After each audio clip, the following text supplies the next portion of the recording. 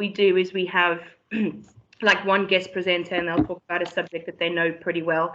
But I think with this kind of subject, it's better to have a range of people from different backgrounds to just share their experiences. So I thought I would start with a bit of a personal story to sort of give you a bit of context as to why I'm interested in this subject. So when I was at school, in primary school, I was diagnosed with dyslexia and dyspraxia. So not only am I struggling with reading and writing, I was also really clumsy. So I got bullied and the teachers didn't really understand me. So it was quite difficult. And I understood what it was like to be treated as somebody who was other. So when I became a teacher, I decided I would never make a child feel like that. And then I did. Because I think when you are presented with something you don't understand, you sometimes think you're doing the right thing by assuming. And I found out very hard way that it was the wrong thing to do. So I taught in a school in Cheltenham that was quite rough. James will probably know when I say Hester's Way, it was a rough area. It was very, very high levels of depravity and very complex behavior issues in the school. But, you know, I learned to become on guard with all of these students. My first day on the job, some kid threatened me with a knife. So, you know, you become guarded. And I remember having a GCSE science class and sort of got the lesson going, and I was giving, you know, throwing questions out to people, and they were all starting to interact, which was great. And then I got to this one girl and I asked her a question, nothing, death stare. And I was like, oh gosh, here we go. I'm going to have an outburst. It's going to be a problem. So I asked her the question again to give it another opportunity. Nothing. And I could see her eyes flickering to her friends. So I said to her, it's quite rude not to respond to somebody when they're asking you a question. Even if you don't know the answer, try. And if you get it wrong, it's okay. It's a learning opportunity. I'm now going to give you a warning for your poor behavior. And let's hope we get it right next time. At which point her friend quickly jumped to her defense and said, Miss, she's not being rude. She is a selective mute. Never heard of it before. So she could physically speak. She just couldn't do it in public. So she spoke to her friends and she spoke to her parents, but she didn't speak to anyone else. I felt awful. I felt like I'd embarrassed her. I felt like I'd embarrassed myself. And so what I did was I assumed that she did not want to be picked on, and I didn't want to put her in that situation again. So for the next couple of months, I pretty much ignored her, is the best way to put it. Not intentionally ignored her. I didn't engage her in the lesson because I thought she doesn't want to talk, so that's fine. I won't make her. And then I had a lesson observation, bearing in mind I was very new to teaching. I was very green. I had a lesson observation by the special educational needs teacher, and she said to me afterwards, she said, great lesson, got most of the kids engaged. She said, but you ignored one student. You didn't ask her a single question. I said, oh yes, no, I know. It's because, by the way, she's a selective mute. And I thought I was an expert now on the subject. She doesn't like to talk in front of people, so I don't put her on the spot. And she said, but what you're doing is you're not engaging her in the lesson. You are making her feel excluded from the lesson. And I thought, oh, bloody hell. She said, have you actually asked her how she wants to engage? I said, no, because she won't talk to me. She said, but verbal communication is only one way. She said, find a way to talk to her, find a way to communicate. So I invited her mum in because I knew she would talk to her mum. And I laid out a bunch of cards, yes, no, maybe. I had emoji cards to sort of gauge how she was feeling. And just through a series of questions and her pointing at cards, we figured out a system for her to engage in lessons. And for the next few months, it was like transformed. In the beginning, it was difficult to get the hang of the rhythm, but we got there and we found a way to communicate with one another, which was amazing. And she actually turned out to be super bright, super intelligent. And by the end of the year, nobody even noticed that she wasn't talking because she was communicating in a different way. And right at the end of the year, I remember it was the last lesson I taught with them. The whole class left, and it was just her and her friend that hung around afterwards. And she, as she was leaving the room, she looked at me and loud and clear, she just went, thank you, miss. And I was like, oh my gosh. And I didn't know whether to run up and give her a hug or burst into tears, whatever. And I just threw the biggest lump in my throat. I just said, "You're most welcome." And off she went. And that was really that moment of going, you know what, everyone's different. Don't make an assumption, because I don't think any of us set out to offend anyone or harm anyone or do anything. But I think that a lot of it is fear of doing the wrong thing makes us do nothing at all. So I'd be really interested just to like throw it out to you guys and hear what your experiences are and what your thoughts are around this whole like crazy world that we live in, and trying not to offend people. So I don't know if you want to put your hands up if you want to go next.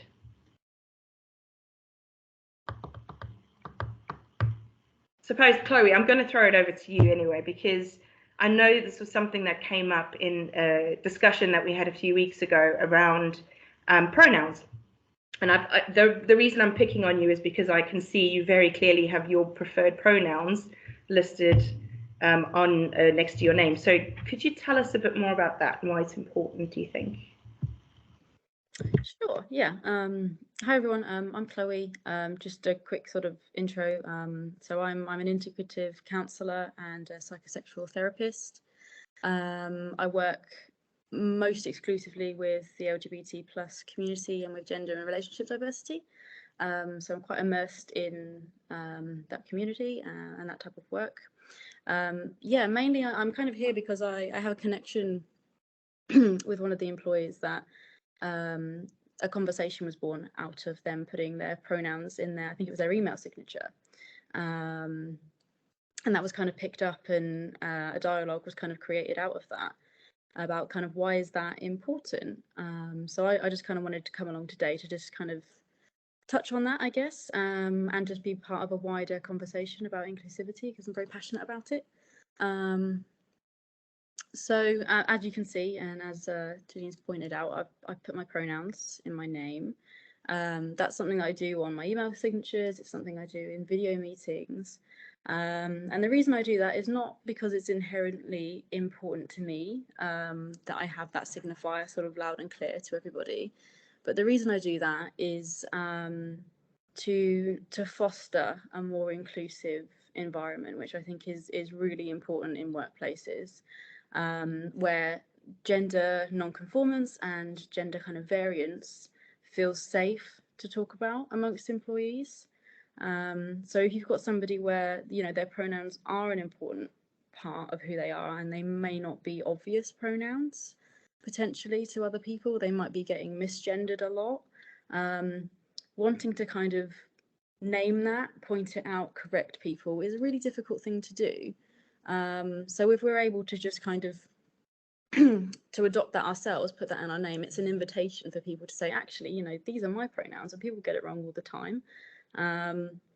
So yeah, that's why I include them in my name, because it provides that invitation, and it fosters that environment for sort of respect and validation to other people that might have differing pronouns.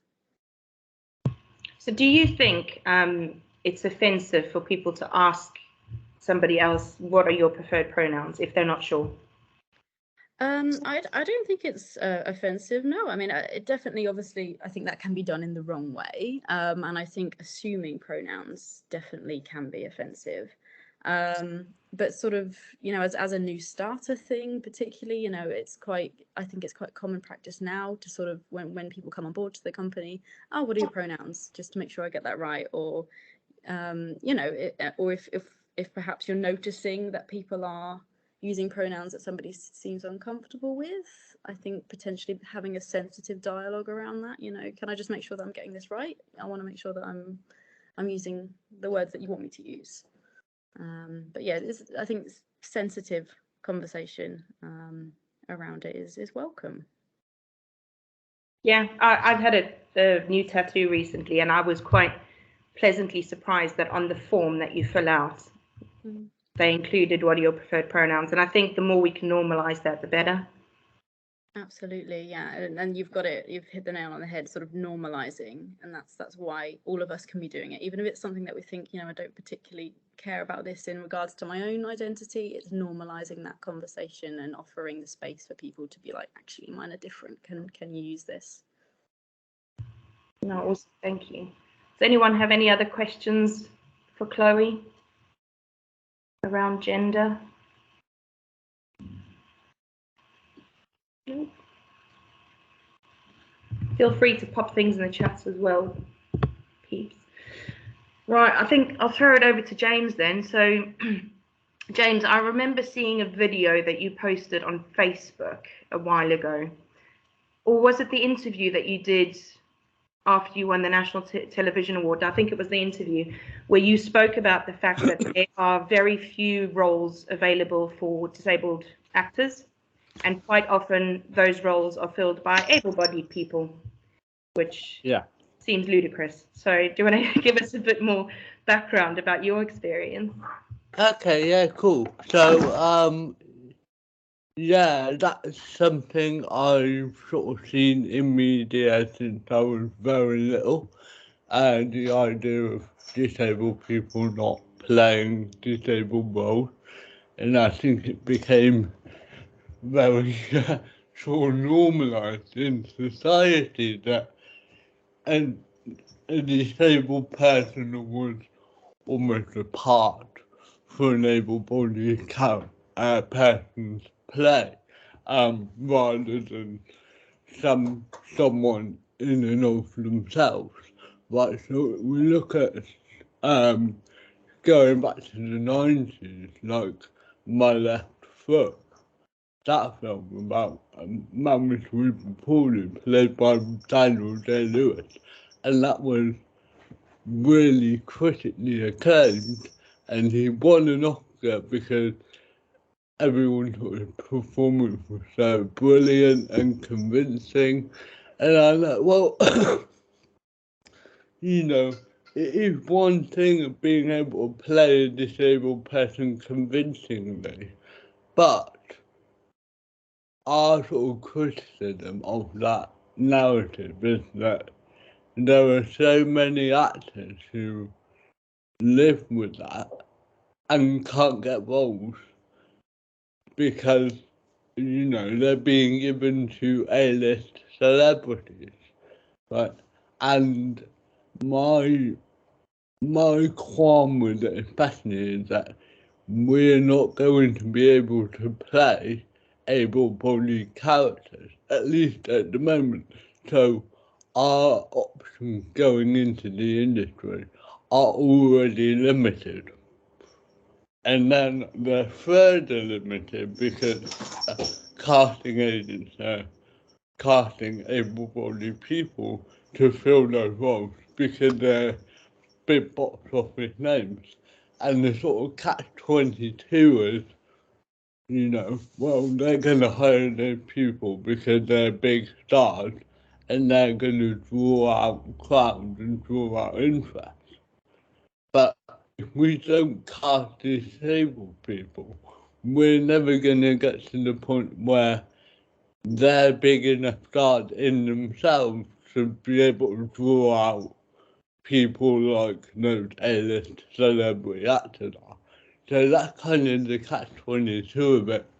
And sort of my journey and my background was I met Janine at Playhouse, you know, and I started going to Playhouse Theatre in Cheltenham doing they call it theatre studio, but it's a weekly course, and we do like 2 plays a year or something like that.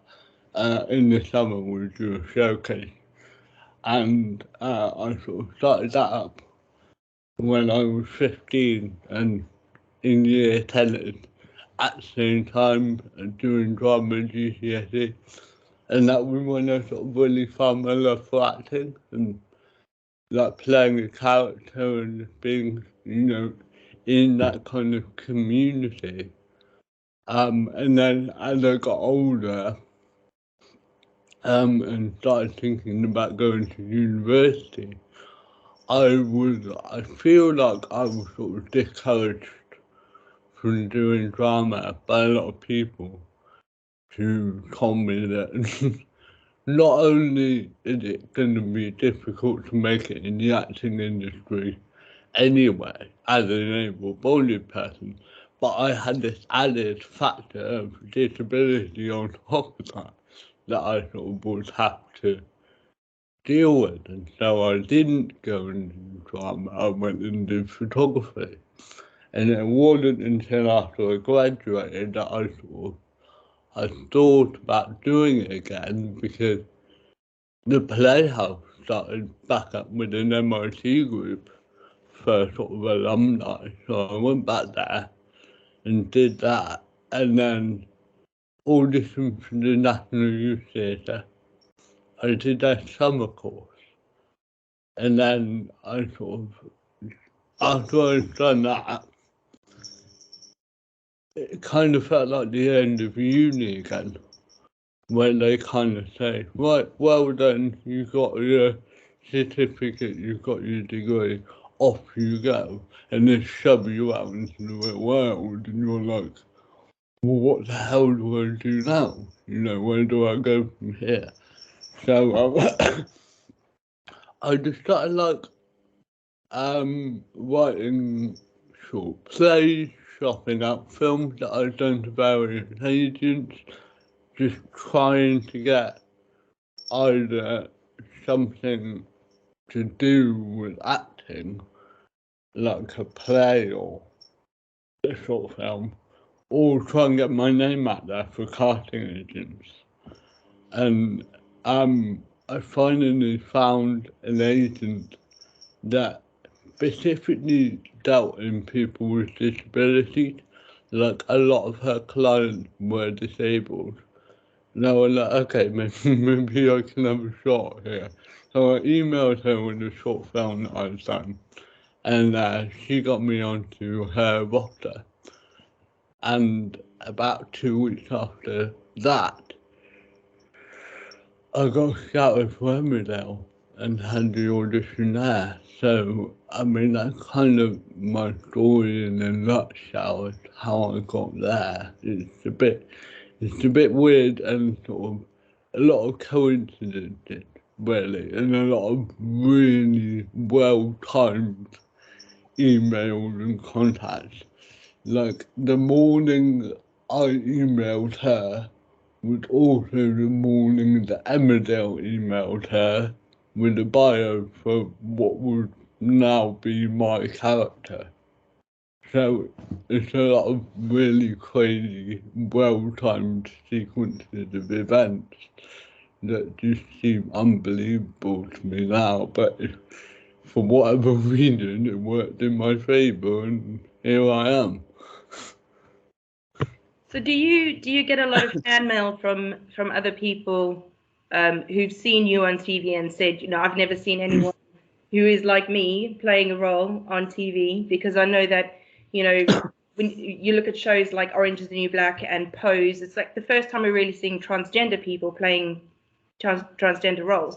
And I can imagine it's the same for people with disabilities, seeing other people with disabilities on screen. It's quite important, I think.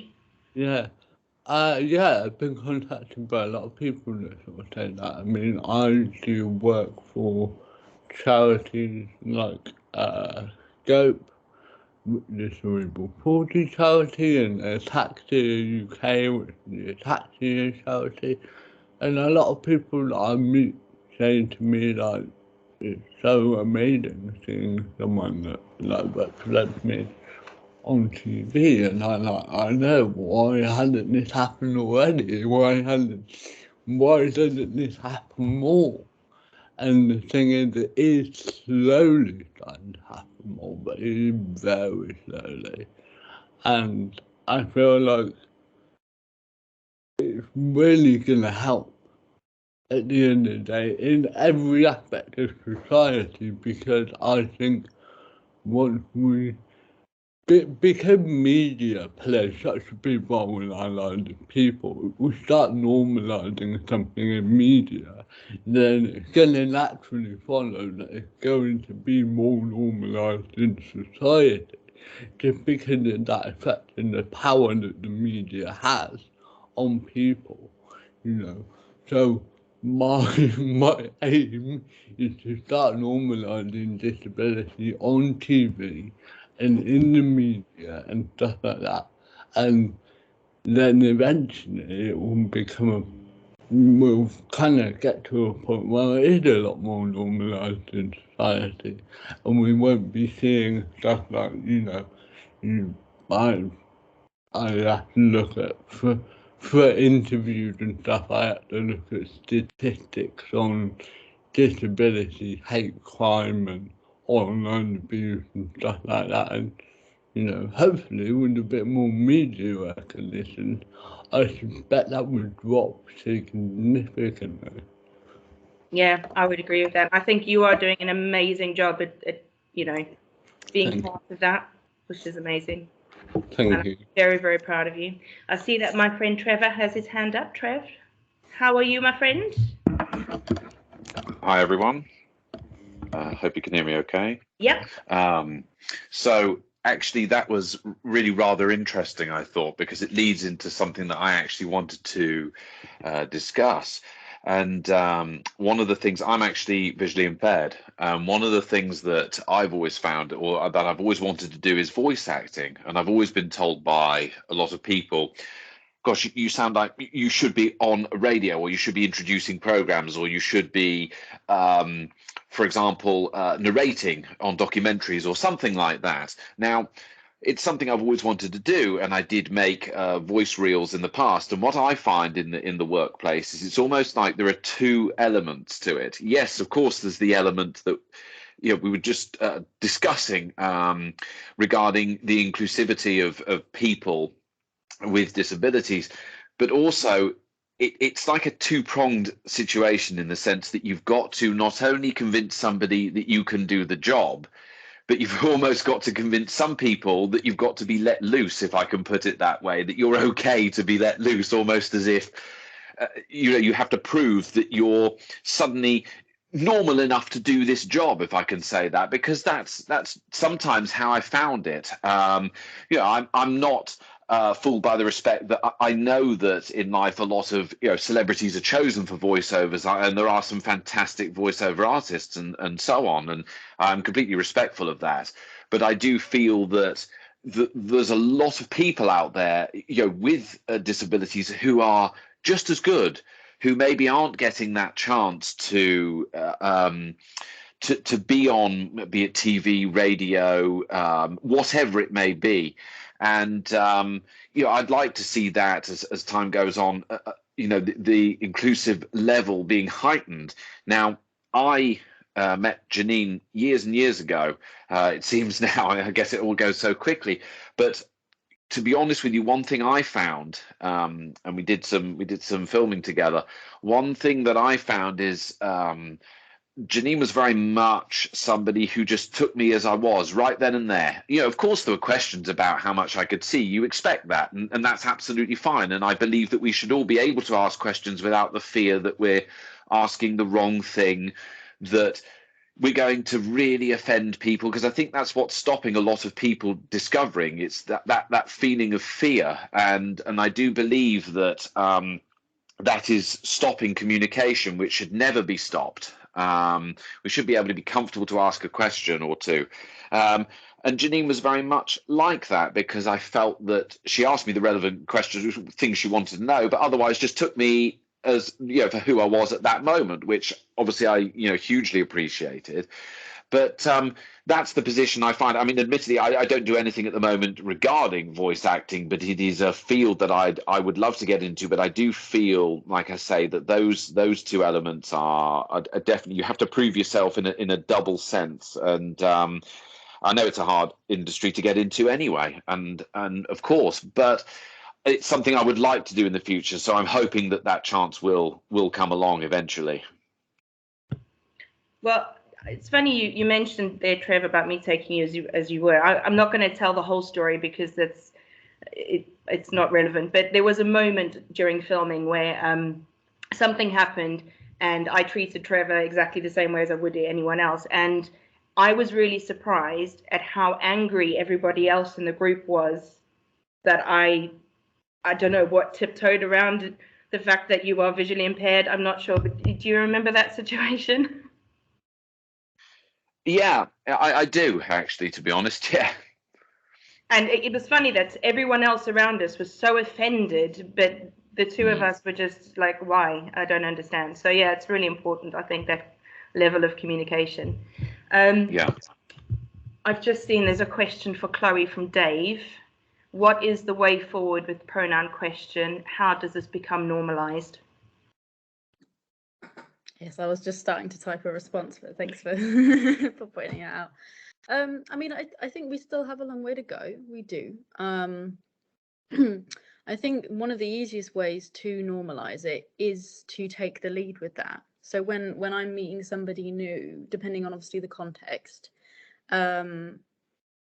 especially if it's sort of an email or written communication, I like to say, I'm Chloe, my pronouns are she, her, and that provides then an invitation for the other person to say, oh, okay, these are mine, and that they know that they're welcome to do that. I think it needs to be on an organizational level. So like it really pleases me when companies get interested in this sort of dialogue, and they want to know what they can do to be more inclusive. I think new starters, things like paperwork, they need to include that as a question, as an option, just because it starts the conversation. But I think definitely the way forward is kind of personal responsibility around it. Invite somebody to share. If you're sort of saying this is me, this is my identity, you're allowing the space then for somebody else to do the same if they so choose. So I had a conversation with a colleague a little while ago who said that they don't really understand it, but they want to understand more, and they want to know what would be the appropriate reaction if, say, for example, assigned male at birth apprentice turned up one day in a skirt. They wouldn't want to be singling them out in any way. They wouldn't want to ignore them in any way. So what would your advice be in that kind of situation?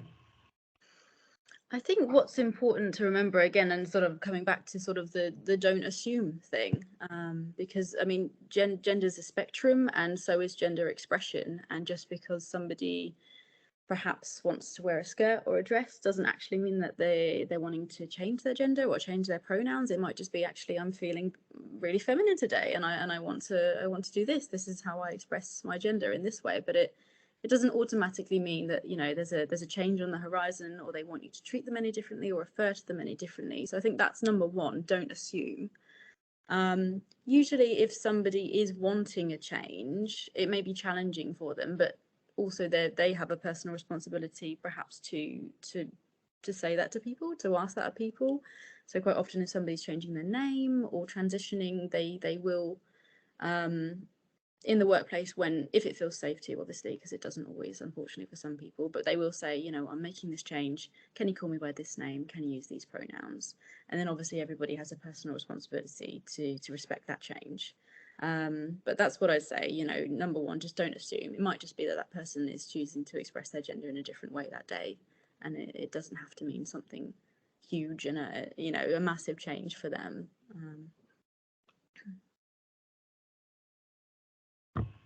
Yeah, thank you.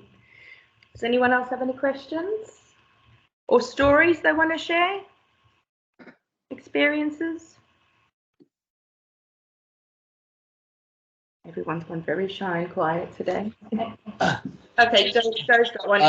Hi, Janine. Oh, sorry. No, go on, Joy, you can go. Hi. No, I was just like, it's really interesting, and all the stories are like so inspirational as well. I suppose, I mean, I've worked in the recruitment space for 16, 17 years now, and I've recruited for so many different businesses all across UK, overseas, all over the world. And it's more of an observation than anything. there's so much we can do in the recruitment world in terms of being more inclusive in our job adverts, encouraging different diversity of application, also looking after candidates when they're coming in to interview, because for some, my brother-in-law is Asperger's, so the idea of him even interviewing, he can't comprehend that. How do we make things right for somebody like Nick, who is right now doing coding for my husband on some piece of technical equipment that no one in he works for Cosworth, no one in the business understands, but his brother's doing the work on the sidelines and coding all these lights on this steering wheel and all this amazing stuff. But he can't interview, so therefore can't go into a company. I've got friends who've got children who have autism, quite significant autism. How do we make the world right for them? So when they come into work, when they start to look for jobs, we can utilise these amazing skills and make them feel comfortable in that application process. But it is the application process, but then it's after the application. So once we recognise we want diversity, we want an inclusive, fair recruitment process, but how do we ensure that they have all of those feelings when they're in the business as well and feel included in the organisation? So, I mean, it's huge, and there's so much to be done, and it's kind of where you start, really. But I think a lot of it needs to be done in schools as well. So children who have got special requirements, special needs, have got disabilities, suffer from different sort of forms of autism, they know that there's a place in the world for them, and they'll be able to get those jobs, and that they still need to sort of absolutely try.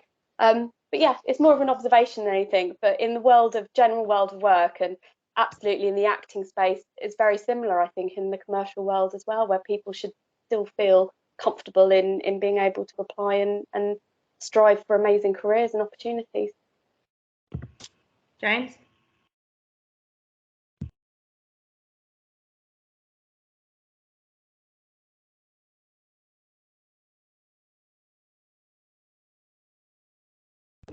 Sorry, the mouse. I got a trackpad, it's a bit of a pain.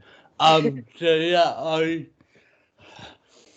I've been thinking about like workplace and my experiences in the workplace before Emmerdale, because I've had a couple of things sort of happen to me in like looking for a job.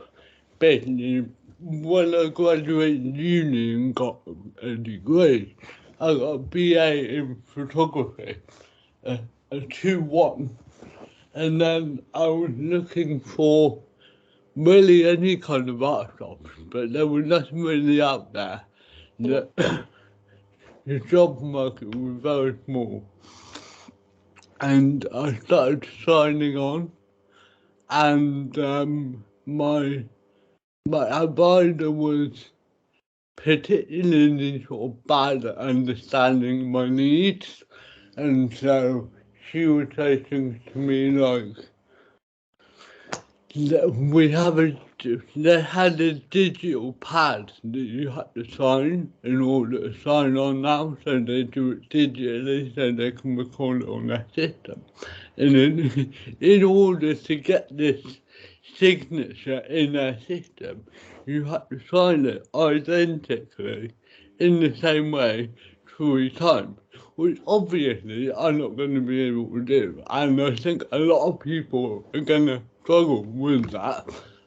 And I did it a bunch of times, and basically said, look, there's no way I'm going to be able to do this. I can't write consistently anyway. I don't really write. I type mostly, I use computers. And she said, well, how are you ever going to be able to find a job if you can't write your name?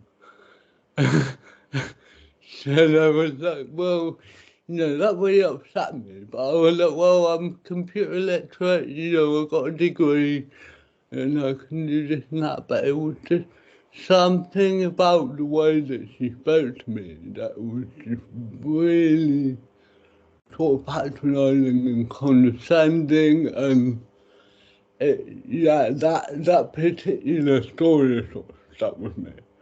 So I think that might just be job centre stuff. I mean, I know my best friend works at a job centre now, and she was appalled when I told her about that. But yeah, I think maybe there are some, maybe, I think it's getting better now with like diversity training and stuff like that, but I think just being aware of other people's needs is like, it's almost like common courtesy, really. It's a shame because some people still don't get it. Yeah. Well, I'm really sorry that happened to you. It sounds awful.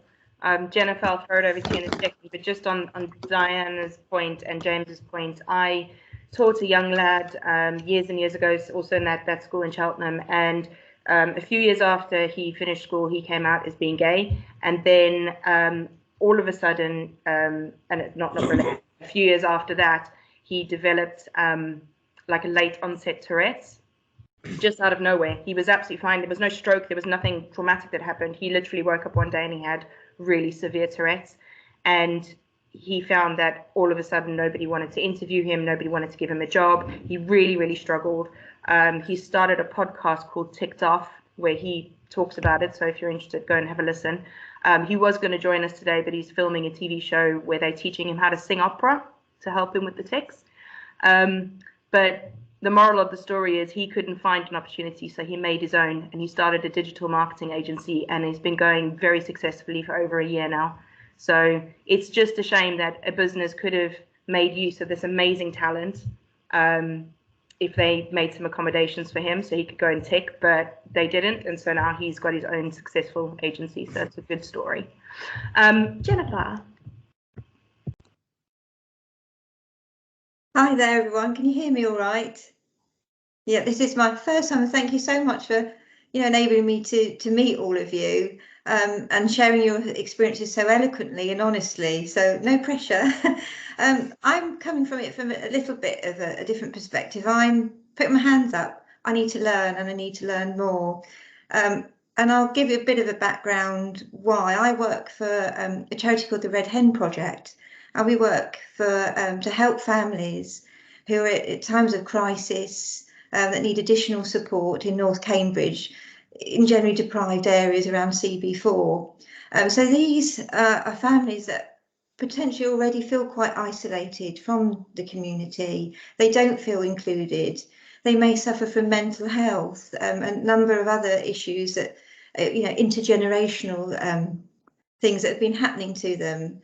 I'm not a family worker. I run a number of outreach projects and I'm working with families and I'm also looking after volunteers. And what I've noticed that our volunteers are predominantly white, older women, and they're great. And actually our team of family workers are white, older women. We can signpost, we've got some fantastic other organisations for specific needs that families have, but I just want to make sure that when we are speaking to families and talking with them, that we can recognise and be aware of two things, but actually how we are with people and how we encourage other families, because a lot of our families aren't from ethnic minorities and we don't have many people that have further sort of needs when it comes to some of their disabilities that I'm aware of. And I just want to make sure I'm encouraging as much as I can. And how I communicate with people, the best way to do it, how, all these questions. I'm here to learn, and thank you, a bit rambly, but yeah, that's where I'm coming from. I'm just really interested with the pronoun conversation as well, and how we could incorporate that in our recruitment and conversations that we have with people. Thank you. Thank you. Jo, did you want to ask a question? Or so Jo is our head of wellbeing. What she doesn't know about wellbeing is not worth knowing. Picking up on she's a bit of a guru. Well, I have a question for James actually, but Di and James both kind of touched on it a little bit really. But I was interested to see if there was anything in particular that you felt that your employer did to make you feel welcome. Was there one big thing in particular, or was it a series of little things? And And if not your employer, maybe your colleagues, you know, something that is a good tip for other people to take away. Yeah, I think I don't really know what it was because, well, actually there were a few things. When I started at Emmerdale, I got a few phone calls from different people. So I got a phone call from the script team, and they basically said to me, like, we want to understand your disability so we can help write your character and incorporate that into your character.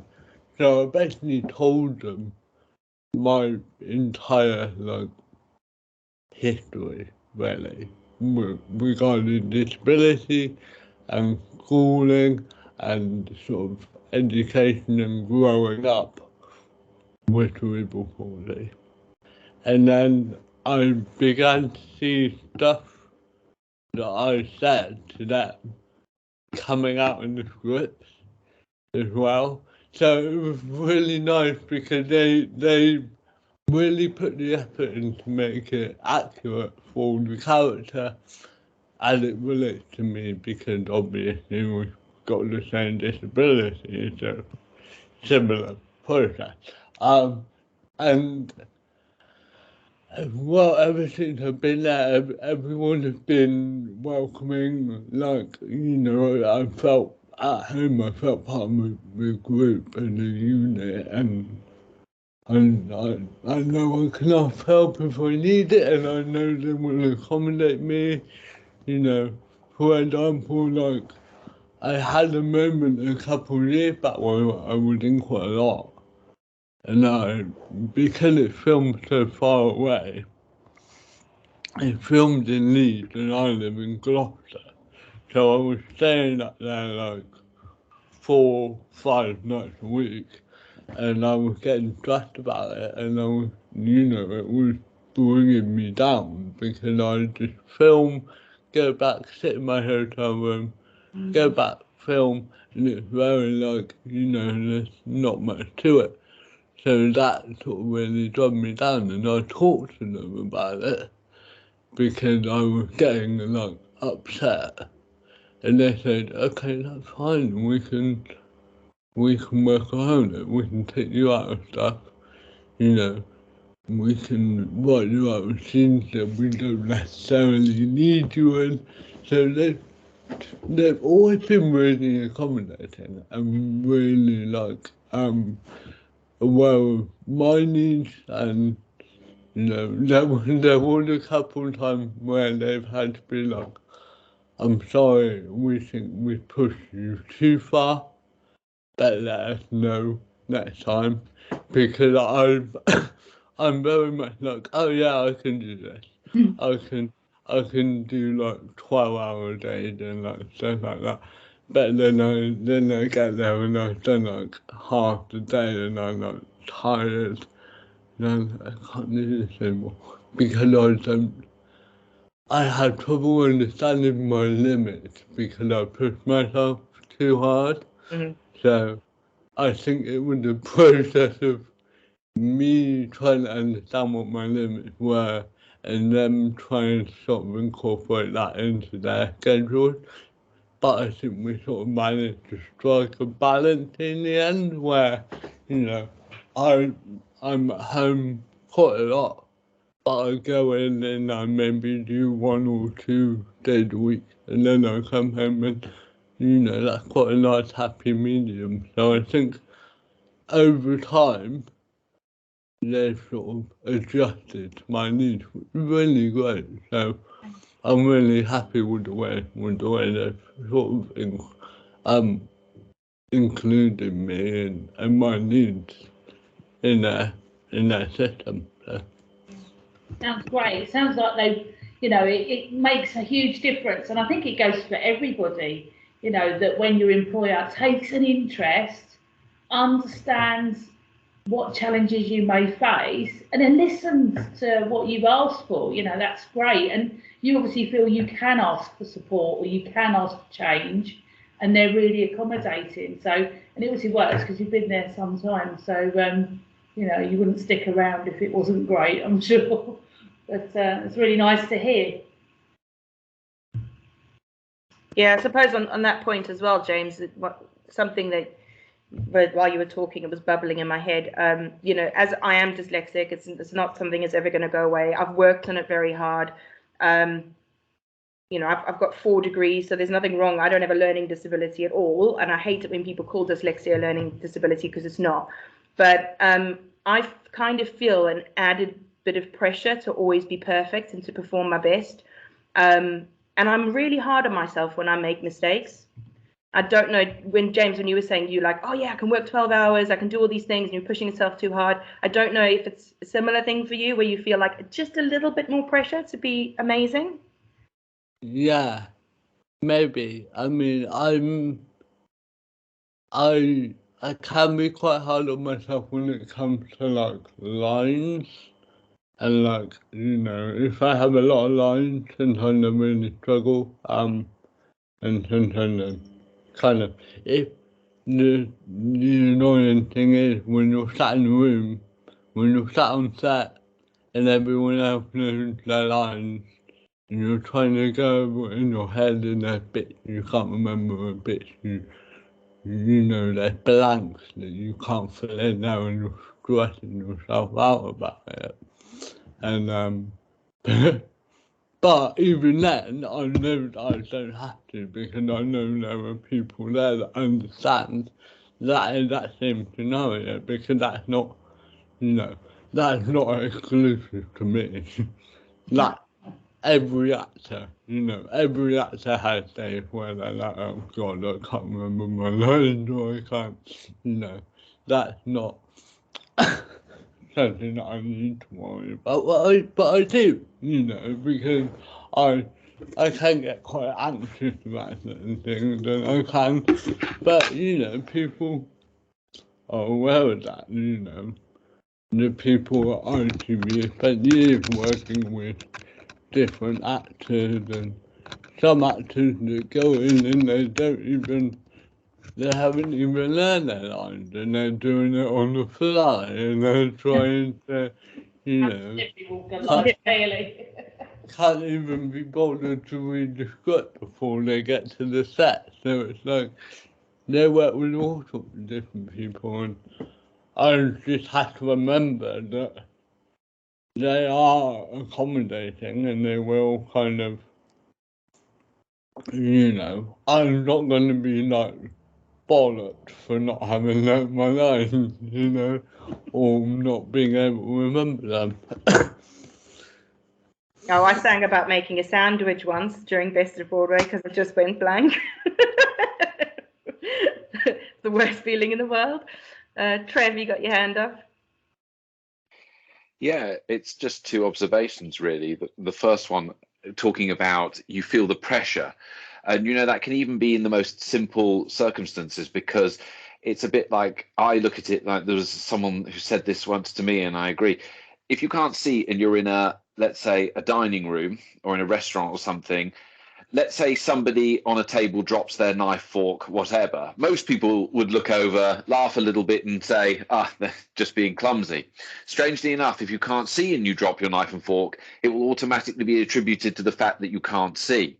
So you always feel that, or even in that sort of situation, the pressure is almost that people are looking at you thinking that, oh gosh, you know, it's definitely because of that reason. You'll never be looked at as being clumsy. It will always be because you're blind, you know, and sometimes that's something you have to deal with on a daily basis, which can feel sometimes a bit more embarrassing.